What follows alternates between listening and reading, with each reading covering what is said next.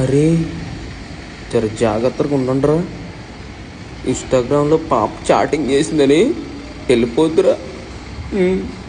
1000 మందితో చాట్ చేసి 100 మందితో వెళ్ళిందంటరా. మహా జ్ఞానరాలు. వెళ్తే వెళ్ళావు కానీ చుట్టుపక్కల కెమెరాలు ఉన్నాయి లేవో చూసుకొని వెళ్ళు. లేదనుకో బొక్క ఎడిపోద్ది నీకు. కథ చెబుతా నేను నిజంరా ఆయన.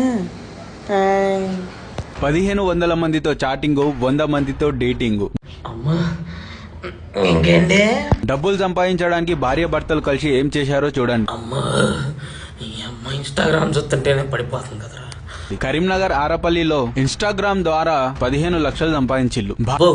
ఇది బంపర్ ఆఫ్ ఇచ్చినట్టుందిరా. భార్య ఫోటోలు వీడియోలు తీసి ఇన్స్టాగ్రామ్ లో పెట్టి వాటి కింద కామెంట్లు చేసే వాళ్ళని, ఇంకా భార్యకు మెసేజ్లు చేసే వాళ్ళని హోటల్ రూమ్ కి రమ్మని చెప్పేది.